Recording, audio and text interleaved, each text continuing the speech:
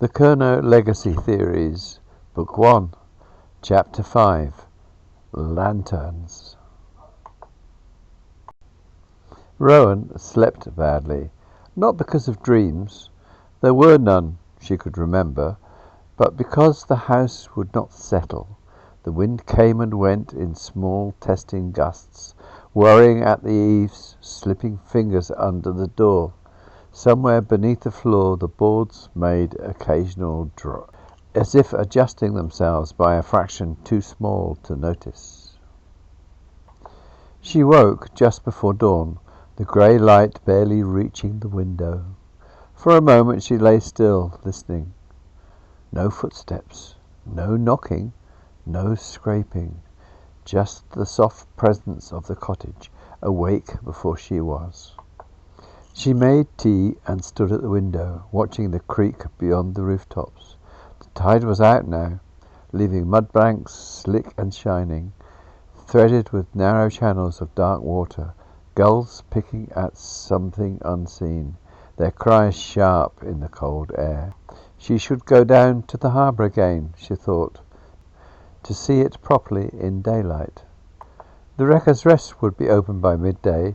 She could ask questions that sounded casual, academic curiosity, local colour. Instead, her eyes drifted to the rolled rug. She did not move it. The harbour smelled of salt, diesel and old rope. Rowan walked slowly, letting the place arrange itself around her.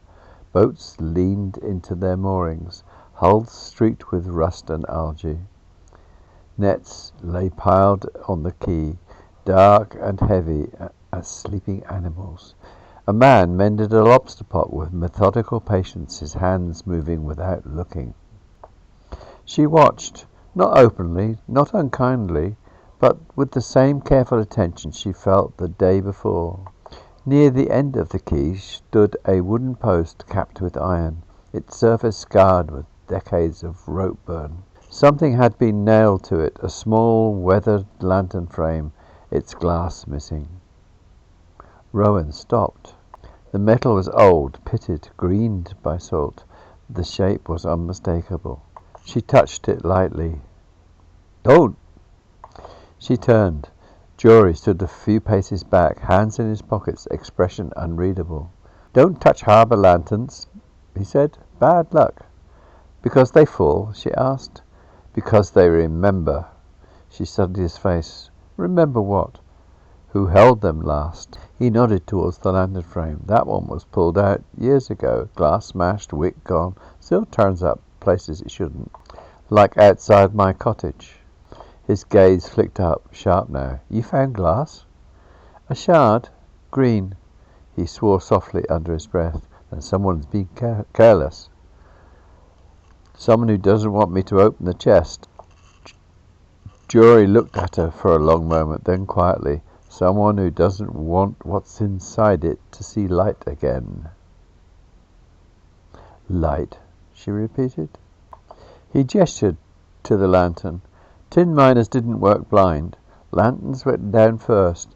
If the flame changed, you turned back. If it went green." He stopped. "If it went green," Rowan prompted, "you didn't get chance to turn back." That evening Rowan lit the fire early. The day had left a chill in her bones that the cottage seemed eager to deepen. She sat at the table, notebook open, and drew a rough sketch of the chest from memory. Beneath it she wrote, "Lantern, signal, warning." She added another line, then hesitated. "Who broke the glass?" The fire snapped, a coal shifted, sending a brief, sharp flare. Just for a moment she thought she saw colour in it. Green.